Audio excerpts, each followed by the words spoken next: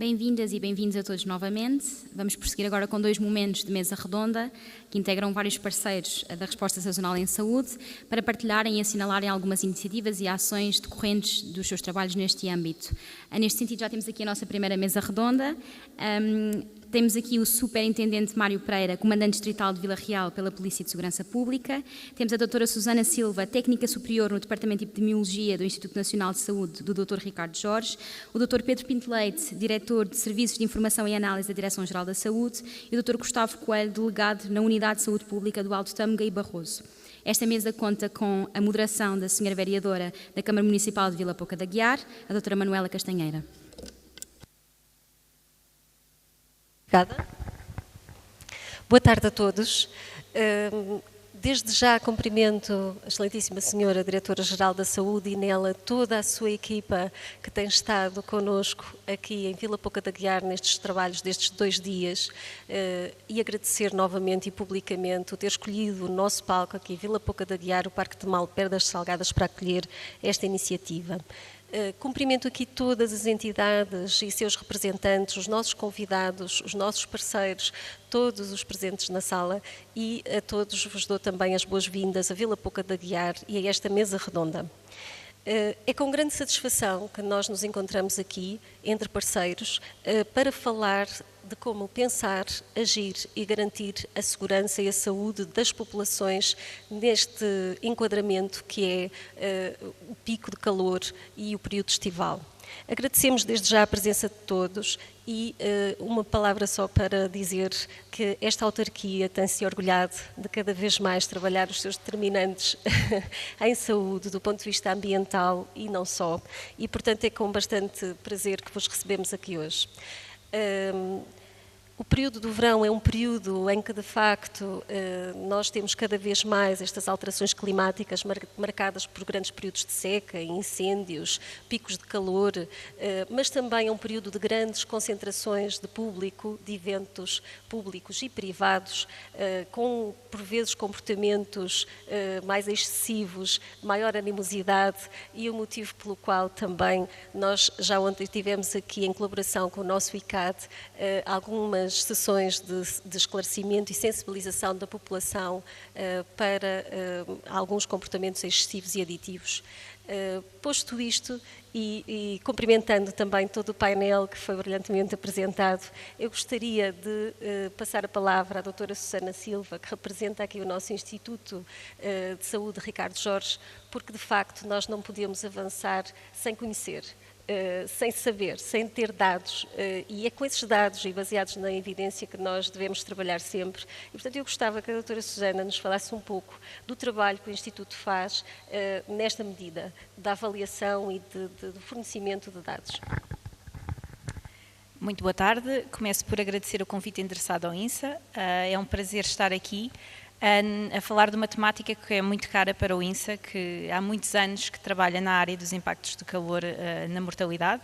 Portanto, já data de há mais de 25 anos, nós, na altura ainda não eu, mas os colegas que me antecederam, o Dr. Baltazar Nunes e o Dr. Paulo Nogueira, que muitos de vocês muito provavelmente terão ouvido falar, começaram os primeiros desenvolvimentos do sistema Ícaro, que significa a importância do calor, impactos na saúde, em 97. Portanto, os primeiros passos foram dados em 97, inicialmente um estudo exploratório apenas para 3 distritos, que deu origem, em 1999, ao sistema Ícaro, numa primeira versão, que foi pioneiro a nível europeu, foi o primeiro sistema de vigilância e alerta de ondas de calor a nível europeu implementado em 99, na altura especificamente para o distrito de Lisboa.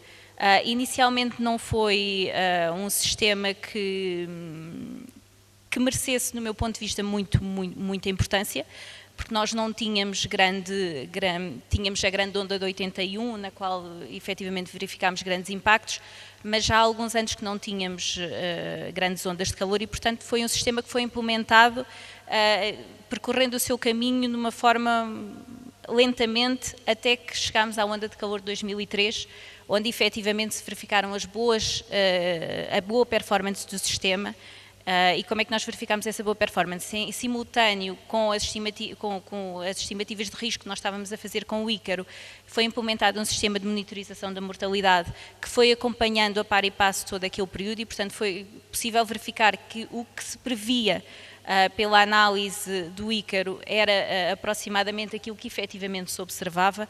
Isto deu um grande alento para que esse sistema que houvesse um maior investimento nesse sistema e, portanto, esse sistema após esse ano foi alargado para cobrir todo o Portugal continental. As ilhas na altura não tinham histórico de impactos de calor e, portanto, não foram contempladas nesse sistema. Dessa onda de calor de 2003 surgiu também o primeiro plano de contingência em 2004, portanto foi o primeiro que surgiu, que contou desde o seu início com o Ícaro como um dos indicadores de risco a ser considerado. Na altura era um dos poucos indicadores, neste momento temos vários e é feita uma avaliação muito integrada. E, portanto, todo este tem sido uma área de trabalho que tem sido constante ao longo dos anos. Estamos este ano no 25º ano de atividade do Índice Ícaro.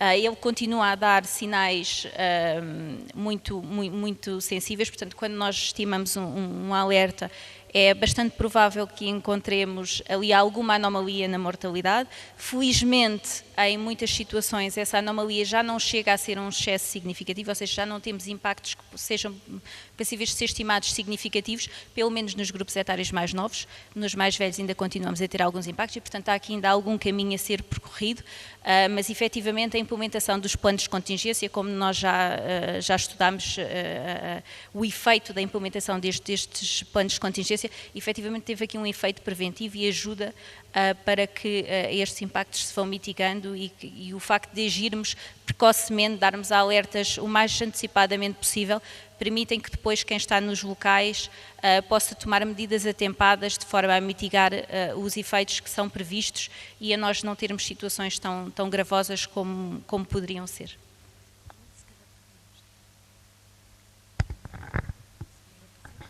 Eu pedia-lhe só, doutora Susana, que nos falasse assim de uma forma muito clara, portanto, o índice Ícaro, para quem não está familiarizado com o índice Ícaro, como é calculado assim de uma forma muito simples e muito acessível a todos os parceiros não da saúde, não é?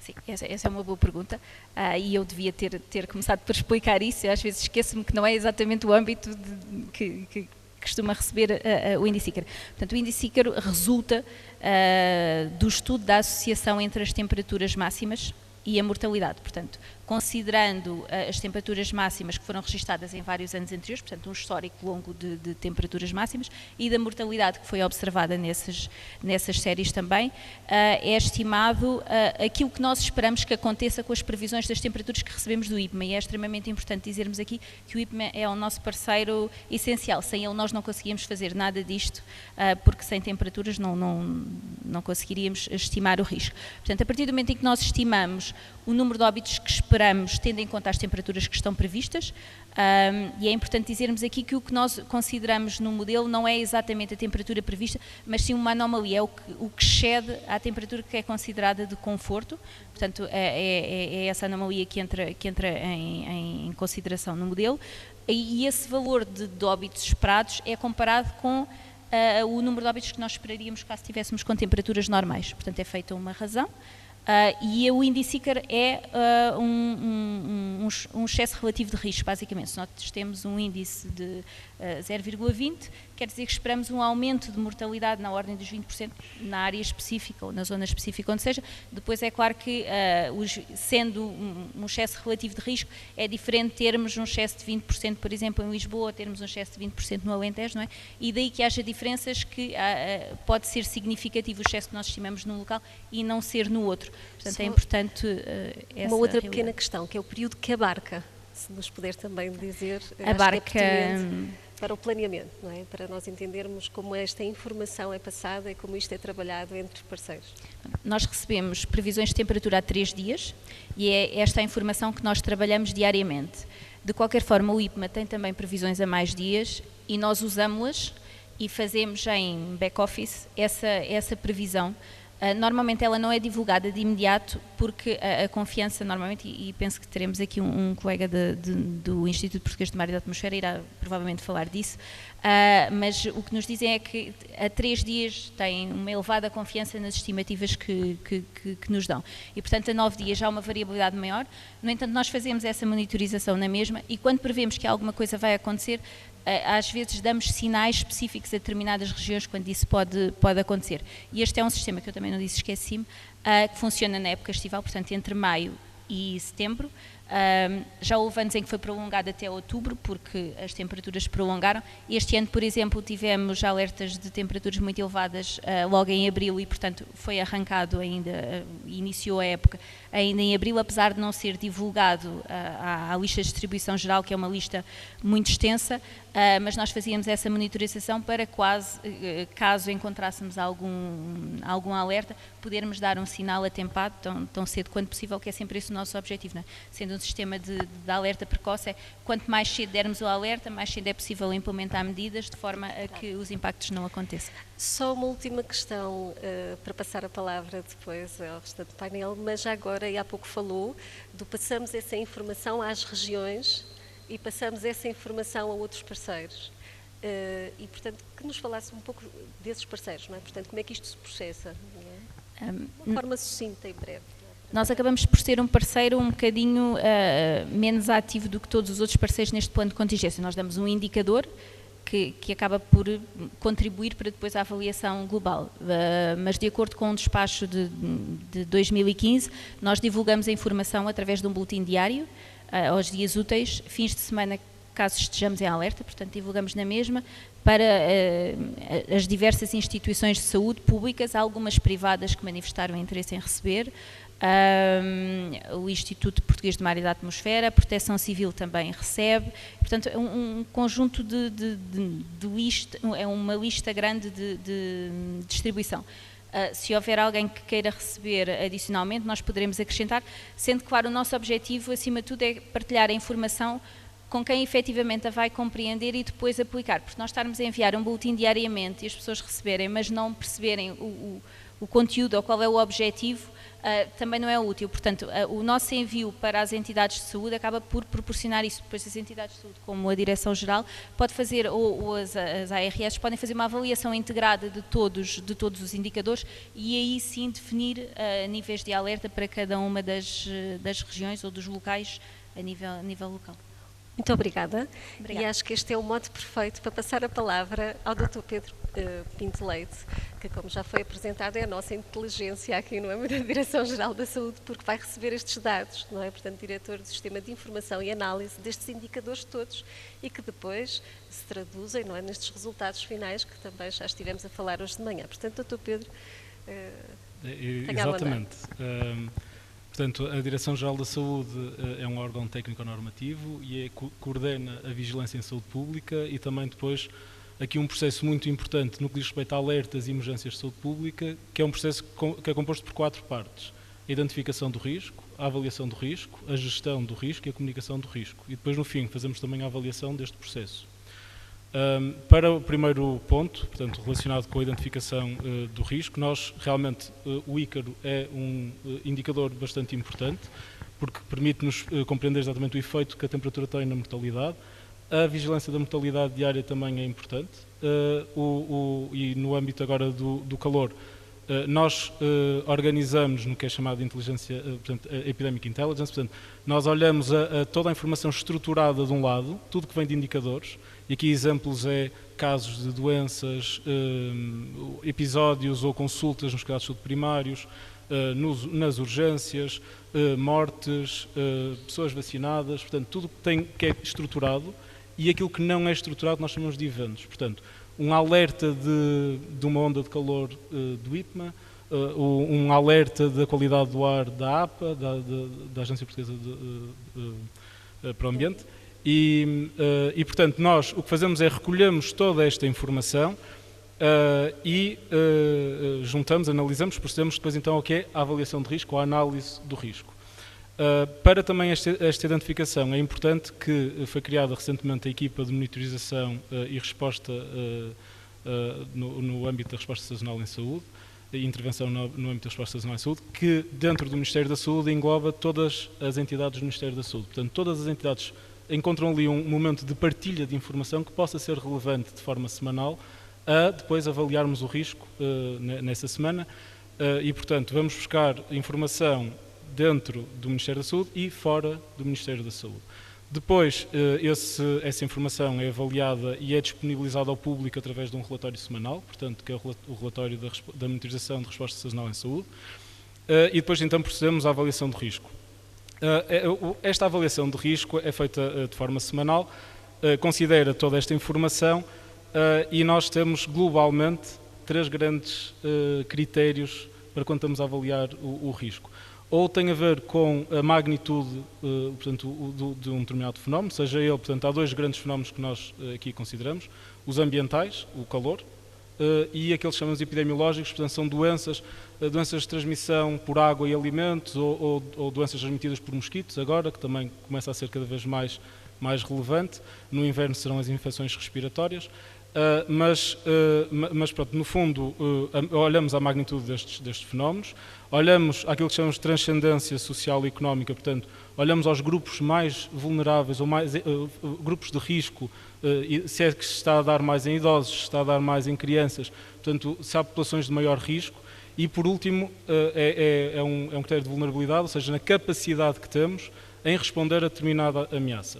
Portanto, se tivermos, agora um exemplo fora também daqui, mas teríamos capacidade de vacinar as pessoas, teríamos capacidade temos medicamentos, estoque de medicamentos disponíveis, e por isso é que todas estas entidades são importantes e partilhar de forma integrada e intersetorial a informação para procedermos a esta avaliação de risco. De acordo com esta avaliação de risco, apoiamos depois então a gestão do risco. Portanto, e esta gestão é a implementação de medidas. Estas medidas vão escalando de acordo com o risco que é avaliado. Existem outras, não queria entrar aqui em grandes detalhes, mas existem também outras formas de avaliar risco. Na pandemia nós já tivemos linhas vermelhas e várias formas de cut-offs, não é? Limiares a partir dos quais nós sabíamos que íamos para um risco superior ou inferior. Mas normalmente temos uma abordagem que não é tão quantitativa. Neste momento preferimos algo que também tenha em consideração outros aspectos que são difíceis de quantificar, mas que também são relevantes, uma abordagem mais qualitativa também. Portanto, temos estes critérios, mas só para deixar aqui que, portanto, existem também várias abordagens, mas nós optamos sobretudo por esta. Portanto, dizia, depois elas vão permitindo o escalar ou não de várias medidas, e essas medidas são sobretudo ao nível da saúde pública, ou ao nível dos cuidados de saúde, portanto, sejam os cuidados de saúde primários ou cuidados de saúde depois hospitalares. Aqui, mais uma vez, é importante a rede das autoridades de saúde, porque, no fundo, por inerência, a Diretora-Geral é a Autoridade de Saúde Nacional e, a partir da rede, consegue depois coordenar e organizar as medidas a implementar. Por outro lado, também, a Direção Executiva e os vários Conselhos de Administração das Unidades Locais de Saúde e hospitais privados e todas as unidades, que vão permitir a implementação das medidas de acordo com o que estiver definido nos planos de contingência. Daí a importância deste referencial também. Terminamos com a comunicação. Portanto, a comunicação de risco está também adequada à informação que nós recolhemos. Sabemos a quem dirigir, sobretudo, a informação. Se é informação para pessoas mais idosas, pessoas mais jovens, pessoas mais nas regiões do Sul ou na região do Norte, estrangeiros, pessoas de nacionalidade portuguesa. Portanto, adapta-se muito a comunicação aos diferentes grupos que vamos tendo e o próprio conteúdo aos fenómenos que vamos monitorizando. Se aumenta a desidratação, vamos reforçar as mensagens para beber água e hidratar-se, mesmo quando tenha sede. Se for o aumento de gastroenterites, o cuidado com a segurança alimentar. Portanto, nós temos depois todas estas mensagens que já foram apresentadas aqui, são adaptadas de acordo com essa informação. Sobretudo para o público, órgãos de comunicação social, portanto também fazemos comunicados em algumas situações, ou a nível nacional, portanto depois sei que também haverá aqui uma passagem para os diferentes níveis, mas pelo menos ao nível nacional, uma participação ativa também ao nível da comunicação social, mas também informações para os profissionais de saúde, para eles estarem alerta a determinadas situações ou então apoiarem procedimentos para determinados circuitos. E também menos, mas importante, também ligado à avaliação depois numa perspectiva académica e também que permita um avançar de conhecimento científico. E medição também de impacto, não é? Da estratégia utilizada. Exatamente. E de tudo aquilo que foi feito. Eu atrevia-me só a fazer uma pergunta que é um desafio e que passa precisamente por questionar quanto às maiores dificuldades, já que estamos aqui também numa transmissão em streaming do ponto de vista nacional e também é um pouco uma reflexão neste processo, não é? Sim, existem bastantes dificuldades e também podem ser vistas como oportunidades e onde temos também investido mais. Portanto, tem a ver também com a articulação intersetorial e mesmo na partilha de informação. Portanto, começando, não é, todo o processo. Essa partilha de informação, felizmente, e depois da Covid-19, tem sido cada vez mais digital. Portanto, nós temos conseguido, e automática, portanto, tentamos obter o maior número de dados que neste momento encontra-se disponível de forma digital e integrar, fazer a ligação. Portugal tem uma grande vantagem, como temos um Serviço Nacional de Saúde, todos os portugueses ou todas as pessoas que estão em Portugal têm um número do utente e a partir desse número do utente podemos usar como chave para cruzar diferentes bases de dados e diferente informação. Exemplo, se eu tiver agora um excesso de mortalidade, conseguiria compreender, agora no verão não seria o exame, mas no inverno, conseguiria perceber se as pessoas que estão a morrer estariam vacinadas ou não vacinadas, por exemplo. Portanto, há aqui boas oportunidades em termos de integração de dados e de análise automática desses dados, que permitem aos diferentes níveis depois também ter acesso a essa informação e poder agir em conformidade, mas também temos aqui apostado muito em ferramentas de inteligência artificial. Ou seja, nós neste momento conseguimos, a partir dos certificados de óbito que têm texto livre, temos uma ferramenta de inteligência artificial que consegue ler esse texto livre e, praticamente em tempo real, conseguir dar uma causa de morte do grande grupo àquele certificado e nós, pelo menos quando o INSA nos dá o alerta de que estamos num período de excesso de mortalidade, conseguimos compreender se o padrão das grandes causas foi alterado ou não foi alterado. E, portanto, ter mais ou menos uma noção, como digo, de uma forma muito preliminar, o que é que poderá estar atrás disto. E, portanto, são estas as oportunidades, a integração de dados e a inteligência artificial, que claramente do futuro vai ser mais usada e, portanto, isto ao nível da informação, ao nível também da gestão haverá também, poderá ser útil, ao nível da comunicação de risco. Também tem-se pensado muito como é que estas ferramentas poderão apoiar a combater a desinformação e poder permitir a qualquer cidadão dirigir-se, fazer as suas questões e capacitar o cidadão para que proceda com a sua própria avaliação de risco e a própria gestão do risco. Portanto, neste momento, sabendo existe um aumento de Covid-19, eu vou-me dirigir à farmácia, faço um autoteste, se ele vier positivo, eu já sei que medidas é que eu tenho de fazer, não vou expor-me a pessoas de maior vulnerabilidade, vou esperar, se puder, faço teletrabalho. Portanto, há aqui já estas medidas que se pretende também, em termos de literacia, de capacitar o cidadão para tomar essas medidas. Muito obrigada, porque de facto é um prazer ouvir falar desta forma num sistema que é dinâmico, que é flexível, que é atualizado em tempo real e que enriquece e que apoia a decisão, quer no âmbito da capacitação dos utentes e da comunidade em geral, mas também dos decisores e dos profissionais de saúde e todos os outros parceiros envolvidos com bastante ligeireza e cada vez mais, como acabou de nos descrever, e portanto muito obrigada pela clareza também. Eu pedi ao Dr. Gustavo que, pegando neste mote do apoio à decisão, da articulação com a comunidade, mas também com quem está na proximidade, mais próximo no terreno, com a implementação, a operacionalização das medidas, como é que, enquanto delegado de saúde pública aqui da nossa zona, do Alto Tâmega e Barroso, como é que estamos a fazer esta passagem destes planos, destes referenciais, aqui para o nosso território? Sim, senhora. Antes de mais, boa tarde aqui ao painel, boa tarde a todos os presentes, obrigado também pelo convite para aqui estar. É para nós efetivamente importante estar aqui, podemos também falar daquilo que é a nossa experiência local e também falar com os parceiros que na comunidade nos ajudam e colaboram na implementação das medidas. A nossa abordagem segue aquilo que é o referencial nacional e, portanto, é uma abordagem integrada em 3 fases. A primeira fase é uma fase preparatória, que acontece antes do período crítico, depois temos a fase de execução do plano propriamente dito durante o período crítico, em que nos focamos sobretudo na comunicação do risco e na gestão do risco, e depois temos uma fase pós, ou uma fase posterior, em que o nosso papel é um papel de avaliação e de reflexão sobre aquilo que aconteceu e quais foram as lições aprendidas e de que forma podemos sempre, numa perspectiva de melhoria contínua, preparar o ano que vem. E, portanto, na fase preparatória, o primeiro momento, se calhar, é mesmo um momento interno dos serviços de saúde pública. Porquê? Porque o plano de contingência de saúde sazonal não existe independentemente de tudo aquilo que é a nossa atividade cotidiana. E, portanto, é feito e é posto em prática em articulação com outros programas que nós temos em execução permanente ou sazonal até, na Unidade de Saúde Pública, a começar pela própria vigilância da qualidade da água para consumo humano.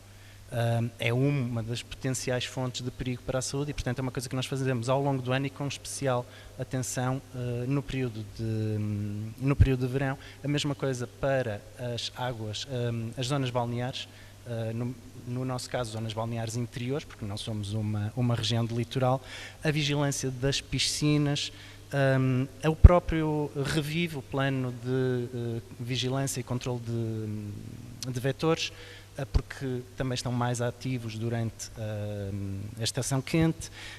A vigilância epidemiológica também já foi falada aqui, das toxinfecções alimentares coletivas, porque também são riscos para a saúde bastante frequentes no verão, com as atividades ao ar livre, com os piqueniques, com os churrascos.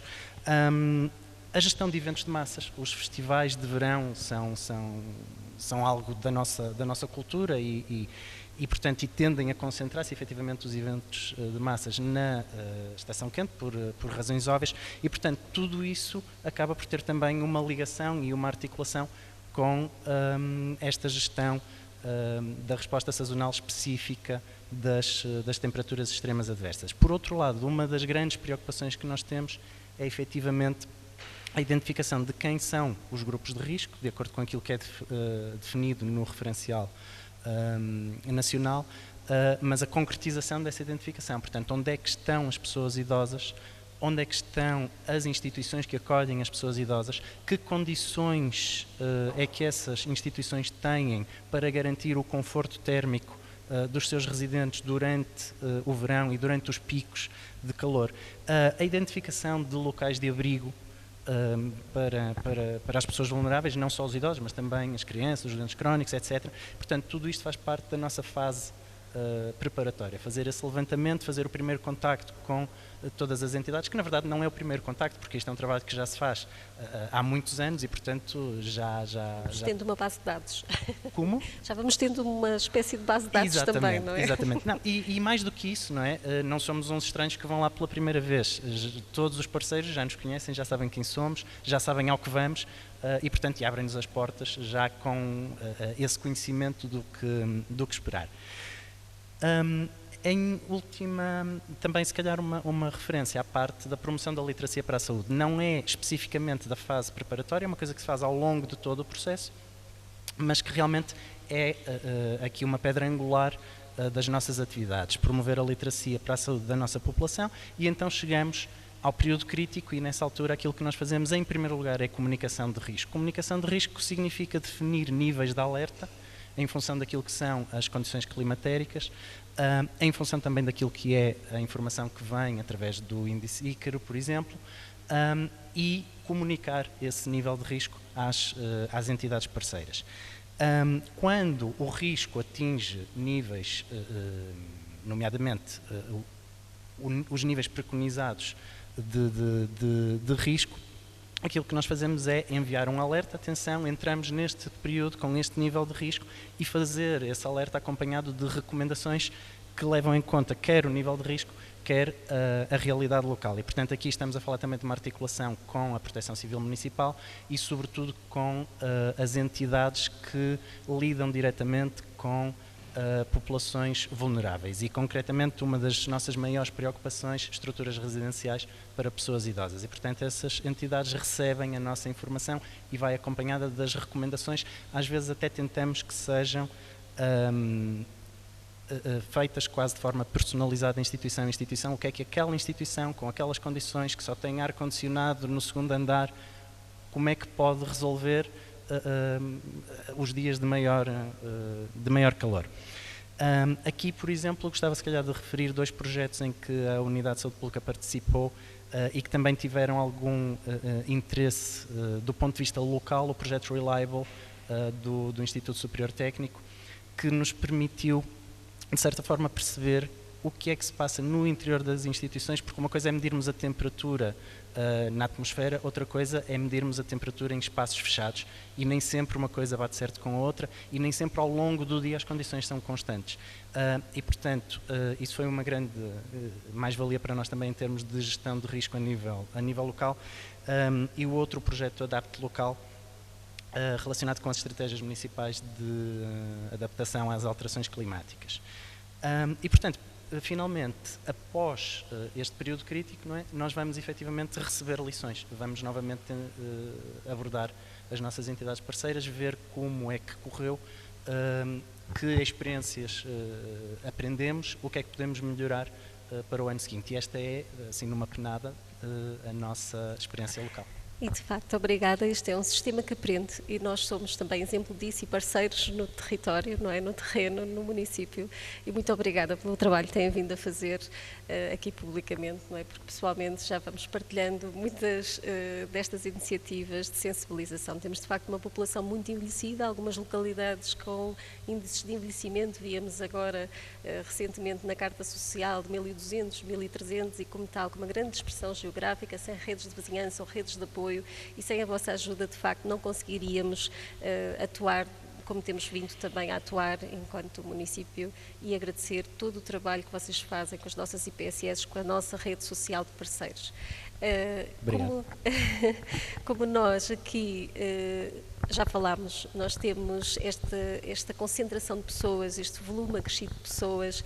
No verão temos imensos e inúmeros eventos com consumos excessivos e temos que contar com a ajuda da nossa Polícia de Segurança Pública, não só para garantir direitos, mas também deveres, e também para nos ajudar nos vários eventos que fazemos, na operacionalização de várias medidas de promoção da saúde. Mas eu gostava de pedir ao Superintendente Mário Pereira que nos falasse também de um outro projeto que muitas vezes não tem visibilidade e que também apoia muito estas medidas no âmbito agora do plano para a operacionalização dos cuidados a ter no período estival, e que tem a ver com um projeto que apoia, no fundo, as instituições de saúde e os profissionais de saúde a prestar os seus cuidados nas melhores circunstâncias. Os hospitais têm uma afluência muito maior, os centros de saúde têm uma afluência muito maior, e gostava que também neste período do verão nos falasse um bocadinho daquilo que é a avaliação e a posição da Polícia de Segurança Pública neste sentido, de nos apoiar. Boa tarde a todos e obrigado pelo convite. Começando por esta última parte, que é a questão da segurança das unidades hospitalares de serviço de saúde e os profissionais de saúde. Naturalmente que estas unidades de saúde e serviços de saúde, pela natureza do serviço que prestam, são locais propícios a alguns riscos, e a violência ou o exacerbado de alguns comportamentos são necessariamente uma das tónicas que está em cima, que causa alguma pressão a estes serviços, sobretudo porque são locais frequentados por grupos alargados de pessoas, digamos assim. Antes de mais, eu gostava de dizer que esta preocupação com as unidades hospitalares já é muito antiga na PSP. Não é à toa que os principais hospitais do Porto e de Lisboa têm postos policiais dentro dessas unidades policiais. Tratam-se de locais que logo à partida, numa avaliação de risco, são classificados logo à partida como locais de provável conflitualidade. Sendo que a conflitualidade, quando mexe com a saúde e sobretudo com uma expectativa verdadeira ou falsa que as pessoas estão no estado de gravidade, para muitos estarão já no estado final, que não será verdade, mas poderá ser, estes comportamentos tendencialmente são exacerbados. Portanto, daí que há esta preocupação, do ponto de vista das forças de segurança e da PSP em particular, de dar alguma atenção e algum cuidado a estes locais. Desde logo, porque isto é verdade para todos os serviços e para todos os profissionais. Portanto, os profissionais não conseguem prestar um bom serviço se não se sentirem confortáveis e em segurança naquilo que prestam. Mas, decorrente, acho que foi o ano 2021, 2019, 2021, houve um exponencial grande de situações com violência contra profissionais de saúde. Isso levou, através de uma resolução do Conselho de Ministros de 2022, à criação do Plano de Ação para a Prevenção contra a Violência dos Profissionais de Saúde.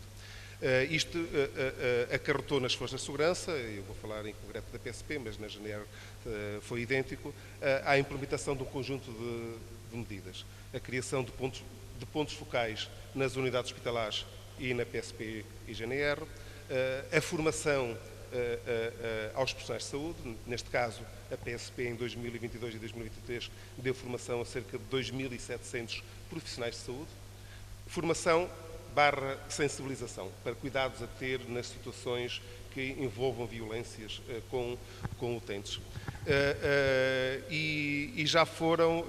Foram já realizadas centenas de reuniões entre os pontos focais da PSP e da GNR.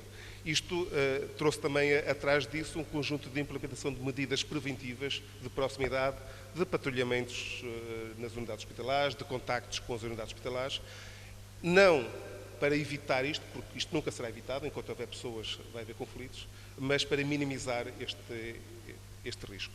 Portanto, de forma que um contributo razoável que as Forças de Segurança e a PSP, em concreto, tenha dado para esta dinâmica da prestação dos serviços e cuidados de saúde é criar, ou pelo menos mitigar, os possíveis riscos associados a todos os atos que sejam inconvenientes para o normal funcionamento dos serviços.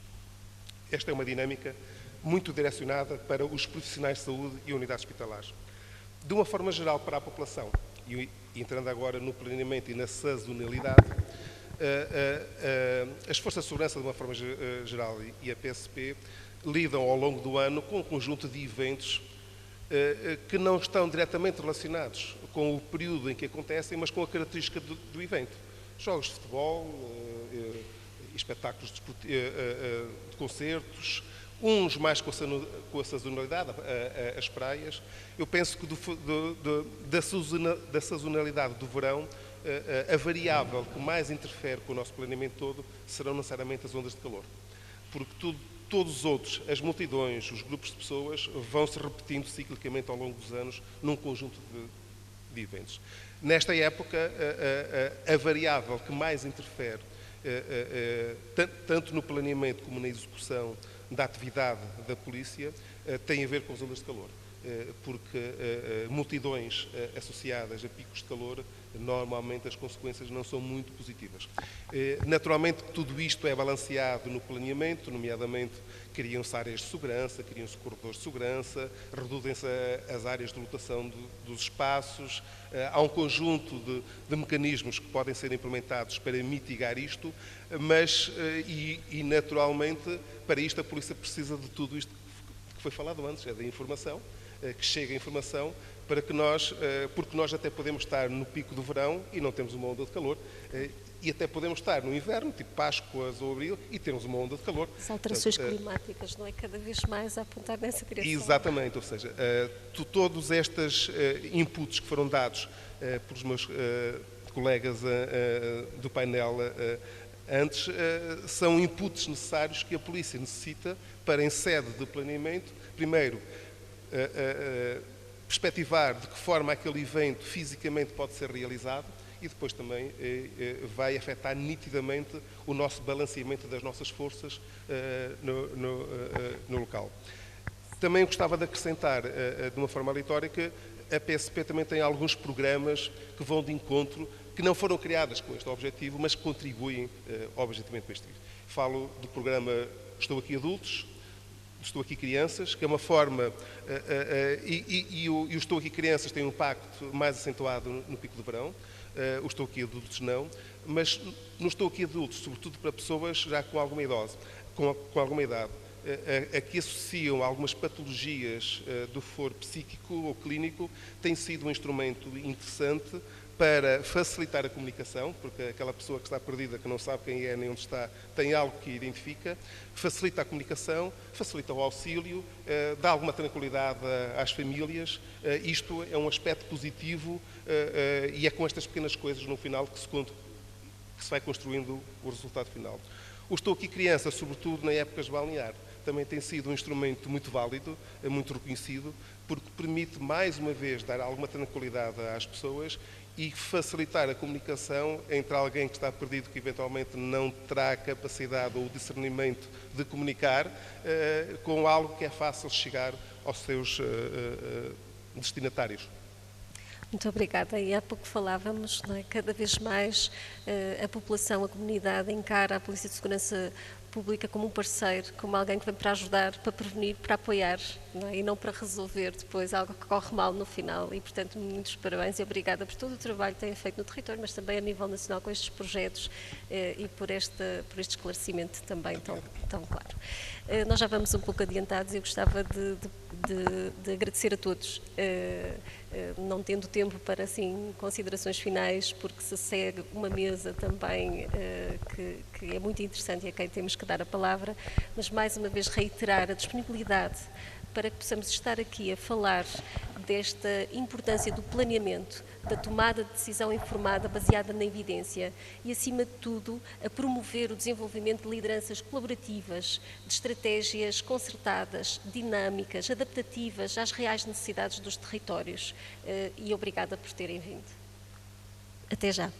Obrigada.